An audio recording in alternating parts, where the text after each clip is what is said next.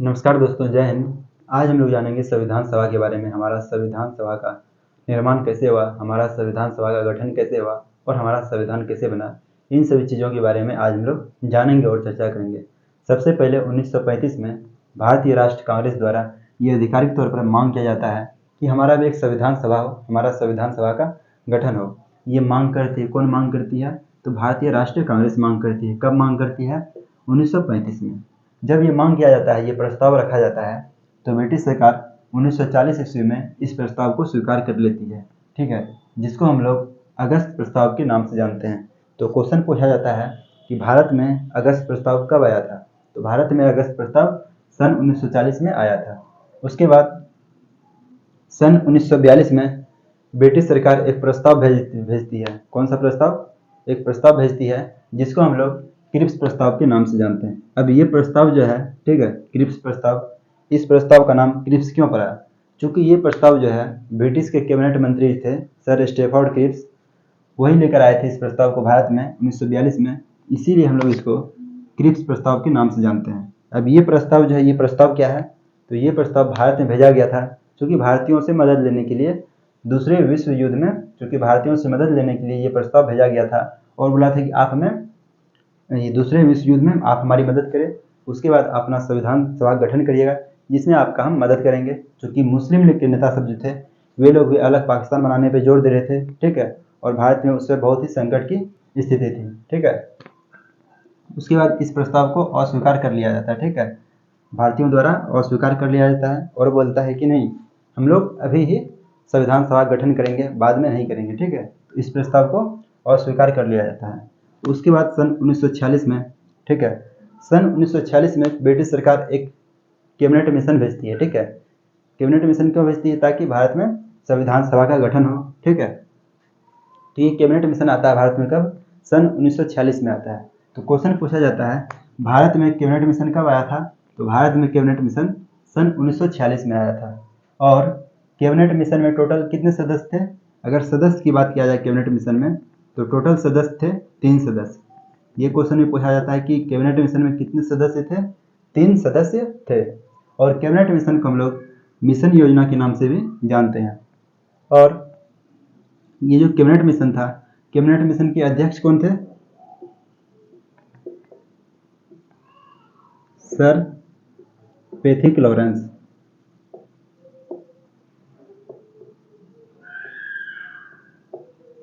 Cabinet mission के अध्यक्ष थे sir Pethick Lawrence.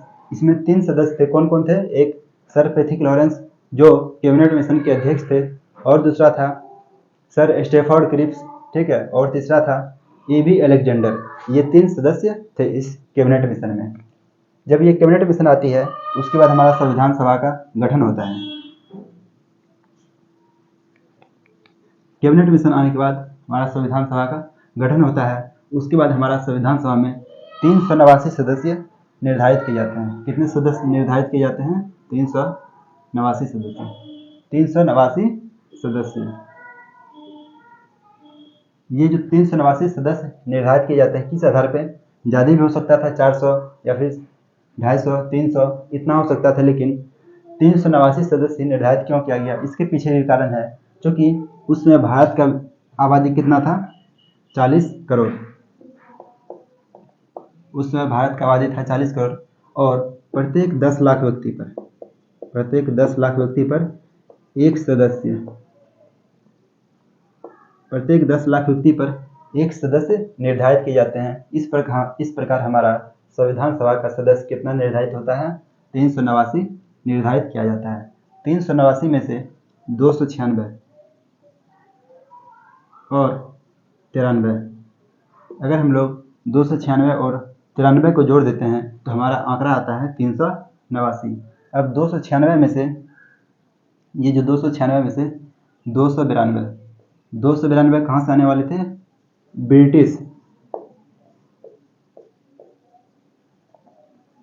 British Bharat के क्षेत्र से। और इधर 4 जो बच गया, ये 4 कहाँ से आने वाले थे? 4 आने वाले थे चीफ कमिश्नरी क्षेत्र वाले से।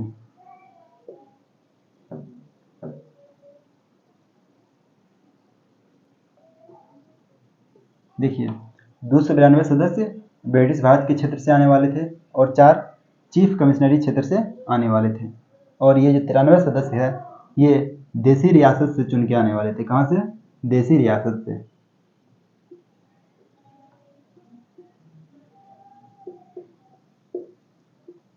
अब ये ब्रिटिश भारत क्या होता है और चीफ कमिश्नरी क्या होता है और ये देसी रियासत क्या होता है? ये जो ब्रिटिश भारत है इसका मतलब हुआ वो क्षेत्र जहाँ पर ब्रिटिश और भारत दोनों मिल के शासन करते थे ना, कि आप भी थोड़ा फायदा लीजिए हम भी फायदा लेते हैं। तो ब्रिटिश भारत दोनों मिल के वहाँ पे शासन करते थे और ये 4 चीफ कमिश्नरी वाले क्षेत्र थे। जिस प्रकार अभी हमारा 28 स्टेट यानी कि 28 राज्य है और 8 केंद्र शासित प्रदेश है, उसी प्रकार उस समय 4 चीफ कमिश्नरी वाले क्षेत्र होते थे। 4 चीफ कमिश्नरी वाले क्षेत्र होते थे। इसको जान लेते हैं 4 चीफ कमिश्नरी वाले क्षेत्र कौन कौन थे। तो अजमेर, बलूचिस्तान जो अभी पाकिस्तान में है, बलूचिस्तान, और कुर्ग, ये कुर्ग जो है ये अभी कर्नाटक में है, और जो है उसके बाद दिल्ली। ये 4 क्षेत्र जो है उसमें चीफ कमिश्नरी वाले क्षेत्र में आते थे। और ये जो है 93 देसी रियासत, देसी रियासत मतलब समझिए कि वो क्षेत्र जहाँ पे राजा महाराजा द्वारा शासन किया जाता था उसको हम लोग बोलते हैं देसी रियासत। अब 296 जो था, ये आंकड़ा 296 ब्रिटिश भारत के क्षेत्र वाले आंकड़े जो हैं 296, इसका चुनाव होना था और ये ऐसे ही आना था सीधे तौर पे राजा महाराजा द्वारा भेजा जाता संविधान सभा में सदस्य के रूप में, ठीक है। लेकिन इसका जो है चुनाव होना था अप्रत्यक्ष रूप से। जब इसका चुनाव होता है 296 सदस्य का,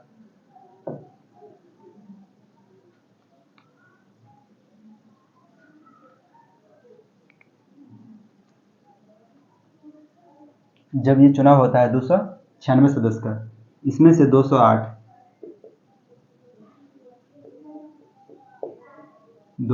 कांग्रेस से चुन के आते हैं और 73 सदस्य मुस्लिम लीग से आते हैं।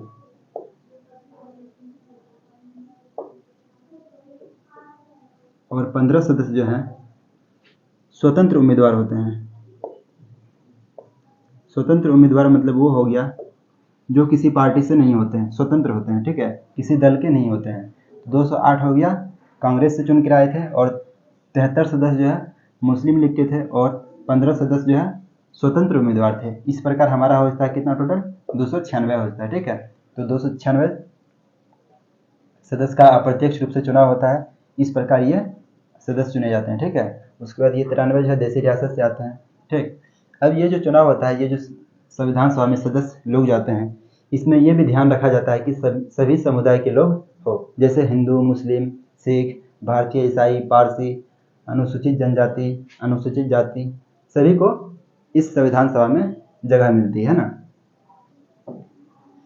और ये जो सदस्य है 389 सदस्य संविधान सभा में, इसमें अगर बात किया जाए 389 में से टोटल सदस्य में से महिला सदस्य कितनी थी संविधान सभा में?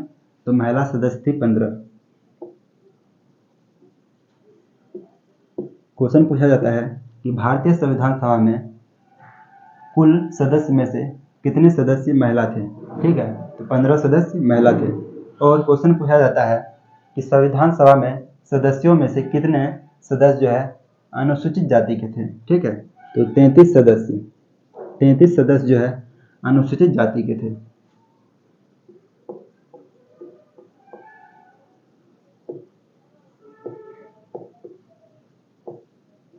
अनुसूचित जाति। इस संविधान सभा में सभी बड़ी हस्तियां शामिल थे, ठीक है। जितने बड़ी बड़ी हस्ती थे उस समय में सभी इस संविधान सभा में शामिल थे। लेकिन जो है महात्मा गांधी अपवाद के रूप में थे जो संविधान सभा में शामिल नहीं थे। जब ये सदस्य निर्धारित किया जाता है, ठीक है, चुनाव भी हो जाता है अप्रत्यक्ष रूप से, ठीक है। जब ये सब होने के बाद सदस्य चुने जाने के बाद बैठक होता है, ठीक है। तो बैठक कब होता है इसको जान लेते हैं हम लोग।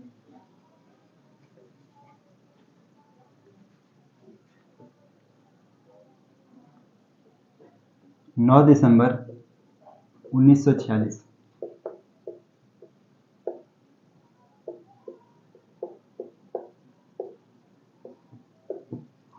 9 दिसंबर 1946 में, ठीक है, संविधान सभा में पहली बार बैठक होता है। तो संविधान सभा की पहली बैठक कब होती है? 9 दिसंबर 1946 में। ये बैठक कहाँ होती है? ये बैठक होती है दिल्ली के काउंसिल चैम्बर के पुस्तकालय भवन में। क्वेश्चन पूछा जाता है कि पहली बैठक कब हुई? 9 दिसंबर 1946 में। कहाँ हुई थी? तो ये बैठक जो हुई थी दिल्ली के काउंसिल चैम्बर के पुस्तकालय भवन में, और इसके अध्यक्ष के रूप में चुने जाते हैं डॉक्टर सचिदानंद सिन्हा। कौन? डॉक्टर सचिदानंद सिन्हा। ये जो अध्यक्ष बनते हैं ये अस्थायी रूप से बनते हैं, अस्थायी रूप से।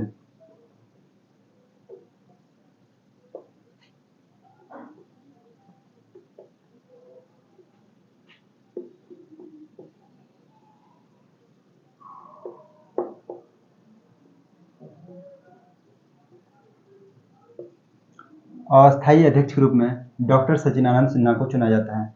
चूंकि डॉक्टर सचिदानंद सिन्हा जो हैं ये संविधान सभा के सबसे बुजुर्ग व्यक्ति थे, ठीक है, इसीलिए इसको अध्यक्ष चुना जाता है।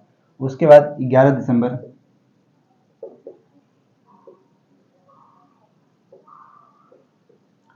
दिसंबर 1946 में अस्थायी अध्यक्ष चुना जाता है। क्या चुना जाता है?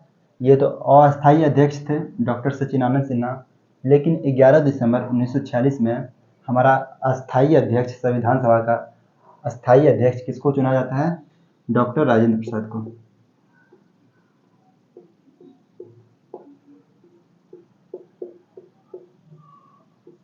और संविधान सभा में 2 उपाध्यक्ष भी होते हैं। कौन कौन होते हैं उपाध्यक्ष? इसको जान लेते हैं।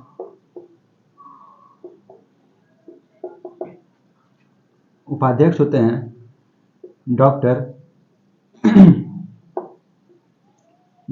एच.सी. मुखर्जी, और दूसरे होते हैं वी.टी. कृष्णाचारी। ये 2 उपाध्यक्ष होते हैं संविधान सभा में, ठीक है। उसके बाद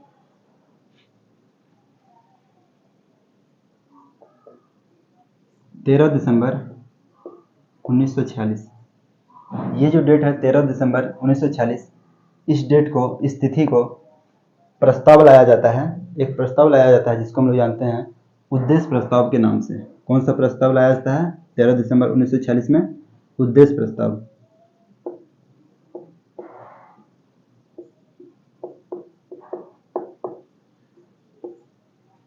ये जो उद्देश्य प्रस्ताव है, ये उद्देश्य प्रस्ताव किसके द्वारा लाया जाता है? ये उद्देश्य प्रस्ताव पंडित जवाहरलाल नेहरू द्वारा ये उद्देश्य प्रस्ताव संविधान सभा में लाया जाता है। ये उद्देश्य प्रस्ताव है क्या? तो ये जो उद्देश्य प्रस्ताव है इसमें बताया गया है कि हम जो संविधान बना रहे हैं, संविधान का निर्माण जो कर रहे हैं, इसका उद्देश्य क्या है, ठीक है। ये बताने की कोशिश किया गया है इस प्रस्ताव में, ठीक है।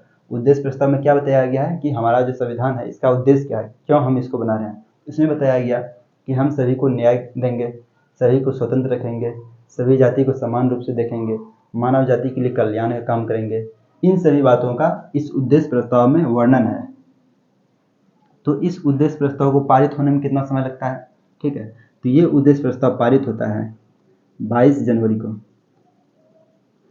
22 जनवरी 1947 में ये उद्देश्य प्रस्ताव को पारित किया जाता है। यानी कि ये जो उद्देश्य प्रस्ताव है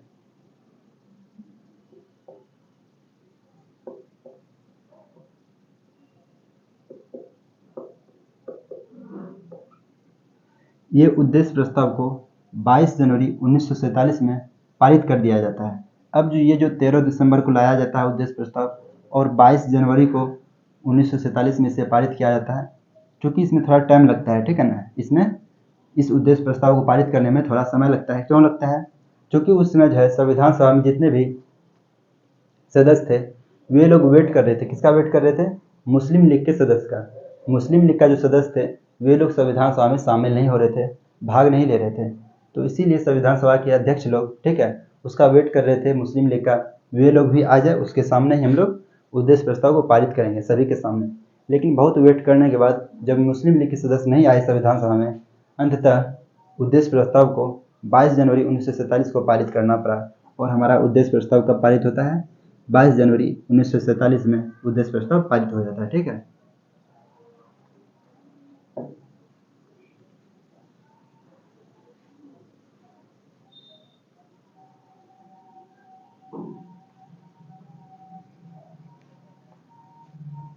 उसके बाद 3 जून 1947, ये जो डेट है, तिथि जो है ये 3 जून 1947, इसमें माउंटबेटन योजना पेश किया जाता है।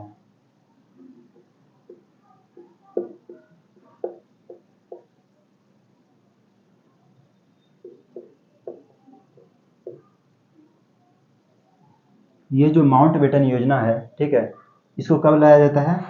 3 जून 1947 में एक योजना पेश किया जाता है जिसको हम लोग जानते हैं माउंटबेटन योजना के नाम से। ये जो माउंटबेटन योजना है, इसकी क्या जरूरत पड़ी? तो उस समय पाकिस्तान मुस्लिम लीग के सदस्य जो थे, वे लोग एक भारत का अलग हिस्सा पाकिस्तान बनाने पे लगे हुए थे। इस पे बहुत ही जोर लगा रहे थे कि हमारा एक अलग देश बने पाकिस्तान, ठीक है। तो इसीलिए इस योजना को लाया जाता है जिसको हम लोग माउंटबेटन योजना के नाम से जानते हैं। इसी योजना के तहत हमारा भारत का एक हिस्सा बनता है पाकिस्तान, ठीक है। तो किस योजना के तहत भारत का दूसरा हिस्सा पाकिस्तान बनता है? तो माउंटबेटन योजना के अनुसार, ठीक है। जब ये योजना लाया जाता है तो पाकिस्तान अलग बन जाता है और भारत अलग हो जाता है। तो जब पाकिस्तान अलग बनने के बाद हमारे संविधान सभा में कितने सदस्य बचते हैं? 299। पहले कितने थे? पहले थे 389। जब हमारा देश का एक हिस्सा और बन जाता है पाकिस्तान, तो इतना सदस्य नहीं रह जाता है। हमारा सदस्य कितना रह जाता है? तो हमारा सदस्य बच जाता है 299। अब ये 299 का आंकड़ा कैसे आया? क्योंकि बताए थे आप लोग को 389 में से 296 जो है ब्रिटिश भारत के क्षेत्र से आने वाले थे और 93 सदस्य जो है देसी रियासत के थे, ठीक है। और 296 में से 229 बच जाते हैं ब्रिटिश भारत के क्षेत्र के सदस्य, और 93 सदस्य में से ये जो 93 सदस्य थे देसी रियासत के, उसमें से 70 बच जाते हैं। इस प्रकार हमारा अगर 229 को और 70 को जोड़ देते हैं तो हमारा आंकड़ा हो जाता है 299। तो इस प्रकार माउंटबेटन योजना आने के बाद हमारे देश के संविधान सभा में कितने सदस्य बच गए? 299 सदस्य बच गए, ठीक है।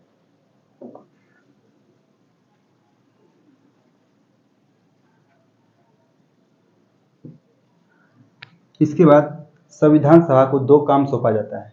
कितना काम सौंपा जाता है? 2 काम। एक तो संविधान सभा को ये काम होता है कि संविधान का निर्माण करना, और दूसरा कि आम लोगों के लिए कानून बनाना, ठीक है। 2 काम सौंपा गया संविधान सभा को। कौन कौन काम? तो स्वतंत्र भारत के लिए संविधान का निर्माण करना, यानी कि संविधान बनाने का।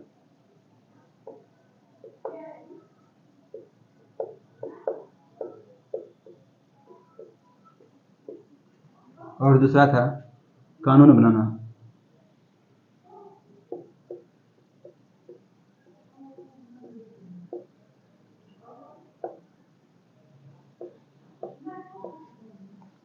ये संविधान सभा के सदस्य जो होते हैं, इसको दो काम सौंपा जाता है, संविधान बनाने का और आम लोगों के लिए कानून बनाने का, है ना। जब संविधान सभा की जो है बैठक, जब सभा की बैठक संविधान के रूप में होती है, ये जो 2 काम सौंपा गया है, ये दोनों काम को अलग अलग दिन करना है ना। एक दिन में तो ये संभव नहीं है कि एक ही दिन में दोनों काम हो, ठीक है। ये दोनों काम को अलग अलग दिन किया जाता है। लेकिन जब सभा की बैठक संविधान बनाने के लिए होती है, जब सभा की बैठक संविधान बनाने के लिए होती है, तब इसके अध्यक्ष कौन होते हैं? डॉक्टर राजेंद्र प्रसाद।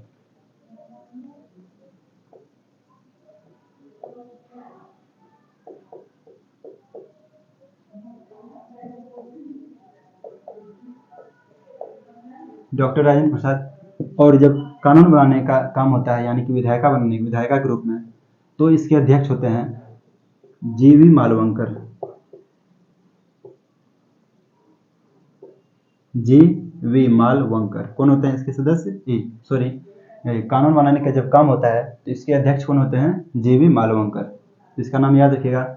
संविधान जब सभा की बैठक संविधान के रूप में होती है, संविधान सभा के रूप में, इसके अध्यक्ष डॉक्टर राजेंद्र प्रसाद। जब सभा की बैठक कानून बनाने के लिए होती है, तब इसके अध्यक्ष होते हैं जीवी मालवंकर।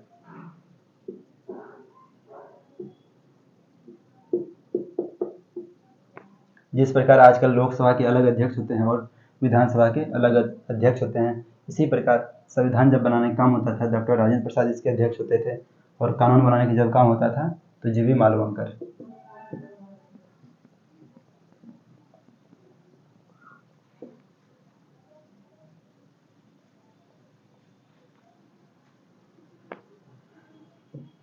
उसके बाद हमारा संविधान का प्रारूप तैयार होता है। ठीक है, हमारे संविधान का प्रारूप, ये जो प्रारूप है किसके द्वारा तैयार किया जाता है? तो संविधान का प्रारूप BN राव द्वारा तैयार किया जाता है। प्रारूप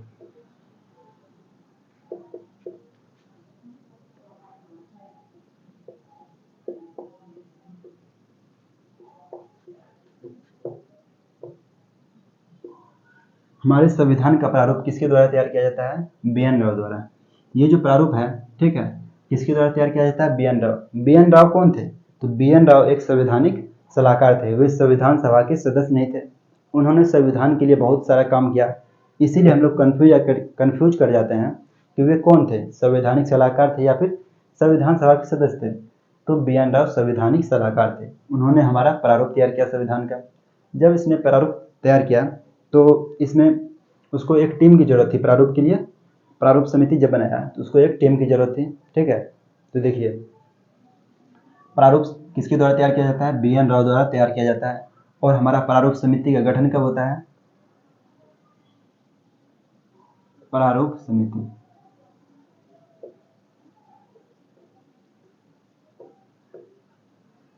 प्रारूप समिति का गठन कब होता है? 29 अगस्त को, 29 अगस्त 1947 में। तो प्रारूप समिति का गठन कब होता है? 29 अगस्त 1947 में होता है। और इसके अध्यक्ष कौन होते हैं? अध्यक्ष होते हैं इसके डॉक्टर भीमराव अंबेडकर।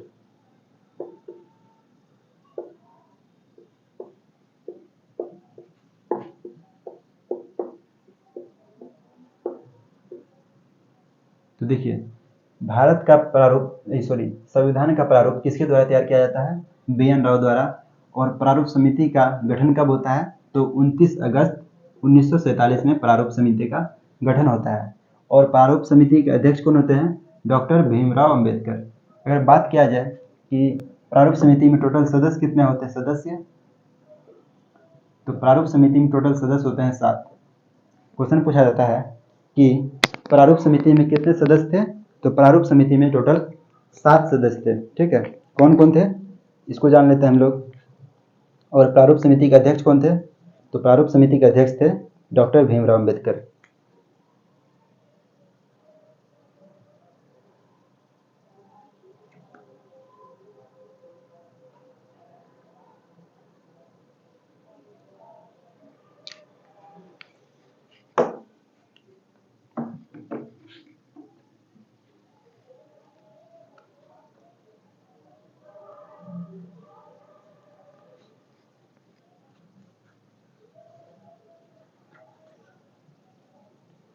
तो प्रारूप समिति के अध्यक्ष कौन होते हैं? तो प्रारूप समिति के अध्यक्ष होते हैं डॉक्टर भीमराव अंबेडकर। इसमें टोटल कितने सदस्य होते हैं? 7 सदस्य होते हैं। तो पूछा जाता है प्रारूप समिति में टोटल कितने सदस्य थे? तो प्रारूप समिति में टोटल 7 सदस्य थे। कौन कौन थे? एक तो हो गया अध्यक्ष जो डॉक्टर भीमराव अंबेडकर थे एक, और दूसरा था N माधव राव, और तीसरे थे N गोपाल स्वामी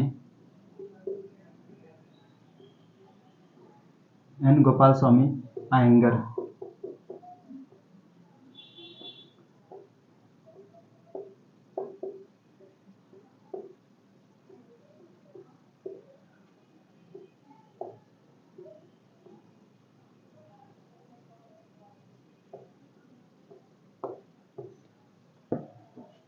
और चौथा कौन थे?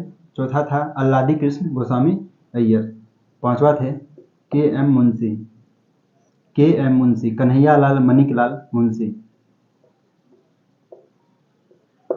और छठे थे सैयद मोहम्मद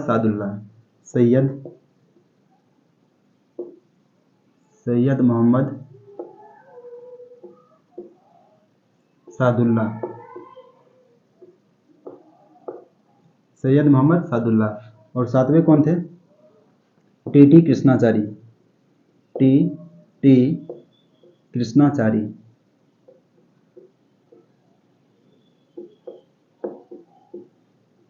ये जो टी कृष्णाचारी थे ये दूसरे व्यक्ति के जगह पे आए थे। किसके जगह पे आए थे? दूसरे की जगह पे। दूसरा कौन था? DP खातून। डीपी खातून। ये डीपी खातून जो है 1948 में इसकी किसी वजह से मौत हो जाती है। डीपी खातून के मौत होने के बाद उसके जगह पे टीटी कृष्णाचारी आते हैं। तो कौन कौन हो गए?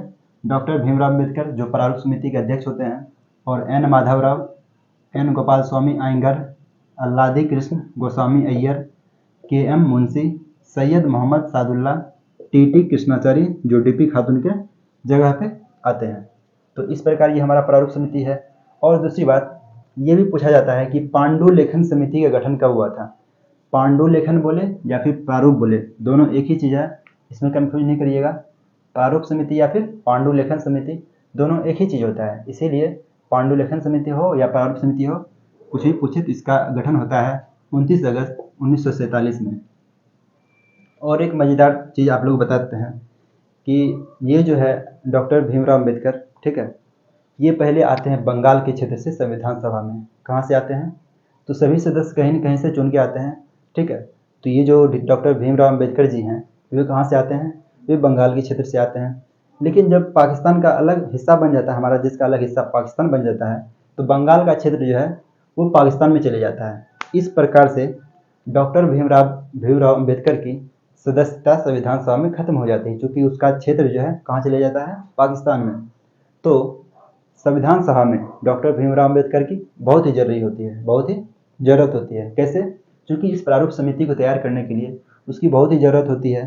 तो बी एन राव जो प्रारूप तैयार किए थे, हमारे संविधान का प्रारूप बी एन राव तैयार किए थे, उसके कहने पर जो है संविधान सभा के अध्यक्ष जो होते हैं डॉक्टर राजेंद्र प्रसाद, उसको सदस्यता दिलवाते हैं संविधान सभा में। कैसे?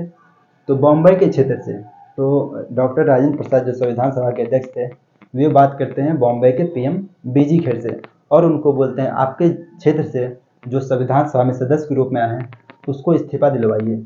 और बॉम्बे के क्षेत्र से जो सदस्य के रूप में आते हैं, कौन है? एम आर जयकर, जो बॉम्बे के क्षेत्र से सभा में सदस्य के रूप में होते हैं, उसको इस्तीफा देना पड़ता है।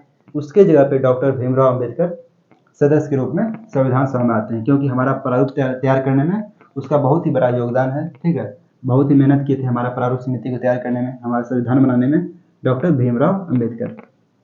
और डॉक्टर भीमराव अम्बेडकर को भारत के संविधान के जनक और जननी कहा जाता है, यानी कि भारत के संविधान का माता और पिता।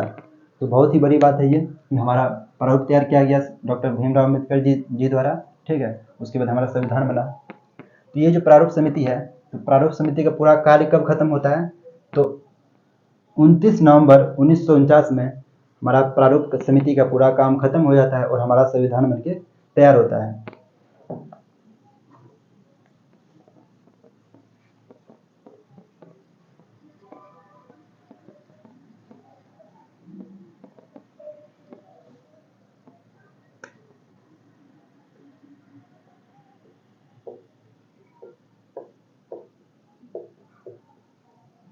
उनतीस नवंबर 1949 तक हमारा संविधान बनके तैयार हो जाता है। कब हमारा संविधान बनके तैयार होता है? 29 नवंबर 1949 तक हमारा संविधान बनके तैयार हो जाता है। जब हमारा संविधान बनके तैयार हो जाता है 29 नवंबर 1949 तक, तो डॉक्टर भीमराव अम्बेडकर एक प्रस्ताव लाते हैं। कौन सा प्रस्ताव लाते हैं? The constitutional assembly is settled by be past, ठीक है। ये प्रस्ताव लाते हैं, ठीक है। जब ये प्रस्ताव लाते हैं उसके बाद संविधान पर हस्ताक्षर लिए जाते हैं, ठीक है। संविधान जो बनता है हमारा डॉक्टर भीमराव अम्बेडकर द्वारा जो संविधान बनाया जाता है, और इसमें 7 सदस्य जो होते हैं, ठीक है। तो जब संविधान बन जाता है तो इस पर हस्ताक्षर लिया जाता है। संविधान सभा के जो भी सदस्य होते हैं उसका इस पर सिग्नेचर लिया जाता है। तो देखिए, जब पाकिस्तान अलग बन गया था तो टोटल कितने सदस्य थे? 299 सदस्य बच गए थे हमारे संविधान सभा में। उसमें से 284, कितने? 284 सदस्य 284 सदस्य जो है संविधान पर हस्ताक्षर करते हैं। कितना सदस्य हस्ताक्षर करते हैं? 284 सदस्य हस्ताक्षर करते हैं। ये बात समझ गए? क्वेश्चन पूछा जाता है कि संविधान पर कितने सदस्यों ने हस्ताक्षर किए थे? 284। अब ये 299 में से 284 क्यों किए? क्योंकि कोई सदस्य जो है नहीं आए होंगे संविधान सभा में। अगर कोई आए भी होंगे तो नहीं किए होंगे, ये भी हो सकता है। लेकिन सदस्य कितने सदस्य हस्ताक्षर किए थे? 284। उसके बाद हमारा संविधान को बनने में खर्च कितना हुआ था ये भी जान लेते हैं। तो संविधान को बनने में खर्च हुआ था हमारा 63,96,729। कितना हुआ था? 63,96,729। अगर हम लोग इसको अनुमान के तौर पर ले तो लगभग 64 लाख। कितना हुआ था? 64 लाख। अगर कोई ऑप्शन में जो भी हो 64 लाख हो या 63,96,729 हो, जो भी हो, तो 64 लाख खर्च हुए थे। 63,96,729 यानी कि लगभग 64 लाख के बराबर। और हमारा संविधान को बनने में कितना समय लगा था इसको भी जान लेते हैं। तो संविधान को बनने में समय लगा था, कितना समय लगा था संविधान बनने में? समय लगा था 2 वर्ष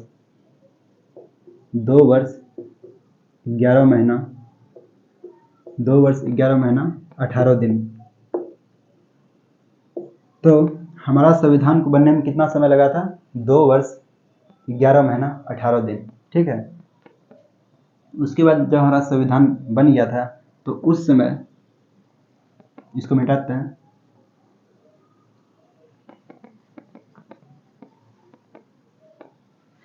जब हमारा संविधान बन गया था तो संविधान में उस समय कितने अनुच्छेद थे ये भी जान लेते हैं।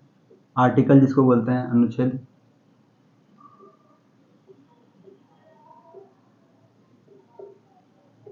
कितने आर्टिकल थे? तो 395। कितने आर्टिकल थे? 395 आर्टिकल थे उस समय। और अनुसूची की बात किया जाए, अनुसूची 8। कितने अनुसूची थे? 8 अनुसूची थे। और भाग, कितने भाग थे हमारे संविधान में? हमारे संविधान में भाग थे 22। देखिए 395 अनुच्छेद थे। 395 में से 15 अनुच्छेद, कितना? 15 अनुच्छेद। 15 अनुच्छेद को कब लागू कर दिया गया? 26 नवंबर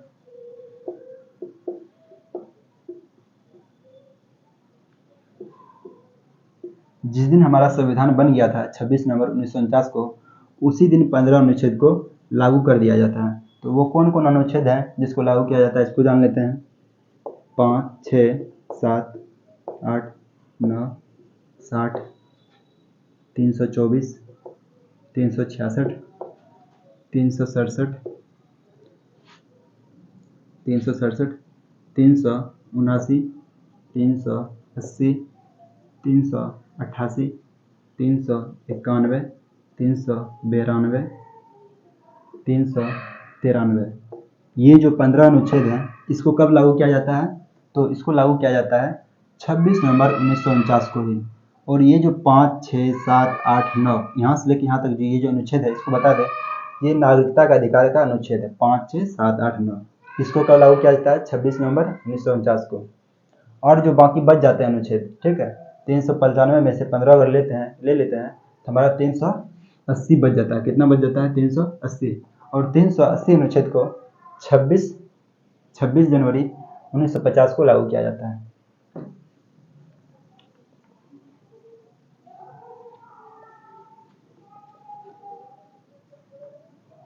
उसके बाद हमारी संविधान सभा की अंतिम बैठक होती है। अंतिम बैठक कब होती है?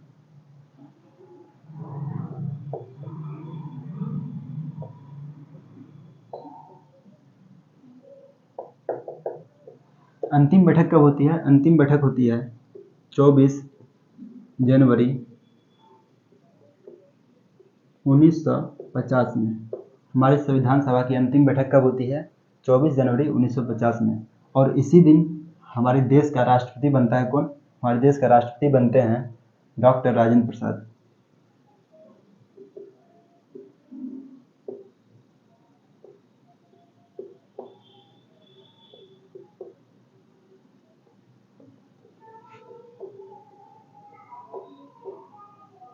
राष्ट्रपति कौन बनते हैं? डॉक्टर राजेंद्र प्रसाद। ठीक है। और हमारे देश का प्रधानमंत्री कौन बनते हैं? पंडित जवाहरलाल नेहरू बनते हैं। कब बनते हैं वो? ये तो 24 जनवरी 1950 में बने थे। और प्रधानमंत्री हमारा कब मिलता है हमको? प्रधानमंत्री 26 जनवरी 1950 में PM, यानी कि प्राइम मिनिस्टर प्रधानमंत्री। कौन बनते हैं प्राइम मिनिस्टर प्रधानमंत्री?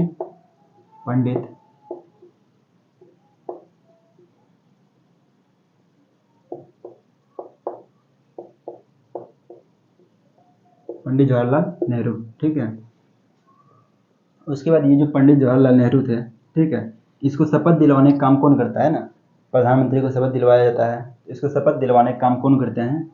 तो भारत के जो प्रथम स्वतंत्र भारत के प्रथम गवर्नर जनरल कौन थे? Lord Mountbatten. उसने ही पंडित जवाहरलाल नेहरू को शपथ दिलवाया था। तो और एक क्वेश्चन देख लेते हैं। भारत के प्रथम स्वतंत्र भारत के प्रथम गवर्नर जनरल एवं अंतिम वायसराय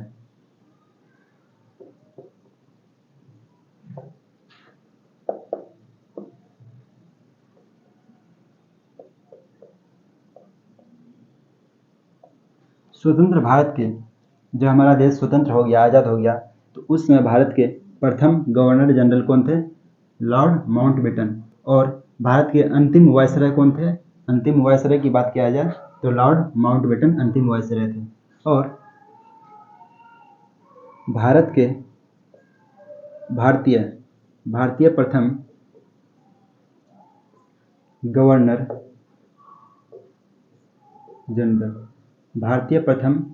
जनरल कौन थे? राजगोपालाचारी। राजगोपालाचारी जो है भारत के प्रथम और अंतिम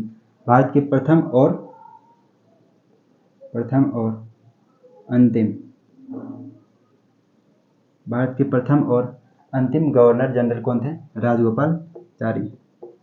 ठीक है, राजगोपालाचारी के बाद कोई भी जो है गवर्नर जनरल नहीं बना, मतलब उसके बाद गवर्नर जनरल का सिस्टम में खत्म हो गया। ठीक है, तो भारत के प्रथम गवर्नर जनरल कौन थे? राजगोपालाचारी। प्रथम और अंतिम गवर्नर जनरल कौन थे? राजगोपालाचारी। स्वतंत्र भारत के प्रथम गवर्नर जनरल लॉर्ड माउंटबेटन। अगर बात किया जाए भारत के प्रथम governor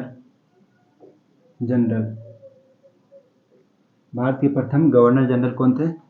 Warren Hastings.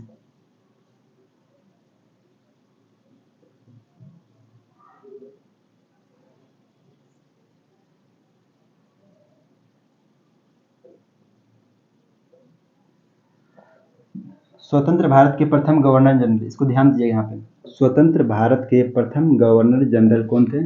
Lord Mountbatten. और भारत के प्रथम गवर्नर जनरल कौन थे? Warren Hastings. इस पे कंफ्यूज कर जाते हैं स्टूडेंट सब कि भारत के गवर्नर जनरल और भारत के प्रथम गवर्नर जनरल। ये स्वतंत्र भारत का गवर्नर जनरल, यानी कि भारत जब स्वतंत्र हो गया उसके बाद कौन बना था प्रथम गवर्नर जनरल? तो लॉर्ड माउंटबेटन। आज़ादी से पहले भारत के प्रथम गवर्नर जनरल कौन थे? तो वारेन हेस्टिंग्स।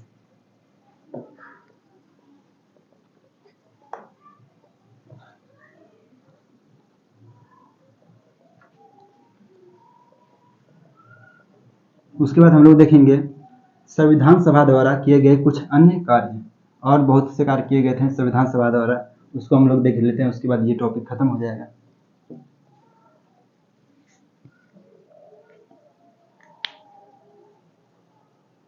द्वारा, ठीक है, संविधान सभा द्वारा कुछ किए गए अन्य कार्य। ठीक है, तो मई 1949 में राष्ट्रमंडल में भारत को सदस्यता मिली। भारत को राष्ट्रमंडल में सदस्यता कब मिली थी? तो मई 1949 में। उसके बाद 22 जुलाई 1947 को, कब? 22 जुलाई 1947 को राष्ट्रध्वज अपनाया गया। हमारा राष्ट्रध्वज जो है तिरंगा कब अपनाया गया? तो 22 जुलाई 1947 में। उसके बाद 22 जनवरी 1950 में राष्ट्रगान अपनाया गया। राष्ट्रगान कब अपनाया गया? 24 जनवरी 1950 में। और 24 जनवरी 1950 में हमारा राष्ट्रगीत को भी अपनाया गया। ठीक है, ये कुछ अन्य कार्य थे संविधान सभा द्वारा। तो आशा करते हैं ये वीडियो आप लोग को अच्छा लगा होगा। धन्यवाद। ये टॉपिक यहीं तक था। आज का टॉपिक था भारतीय संविधान सभा का गठन कैसे हुआ और हमारा संविधान सभा कैसे बना। ठीक है, और हमारा संविधान कैसे बना, इन सभी चीज़ों को जाने। अब नए वीडियो में नए टॉपिक लेकर आएंगे। तब तक के लिए धन्यवाद। बाय।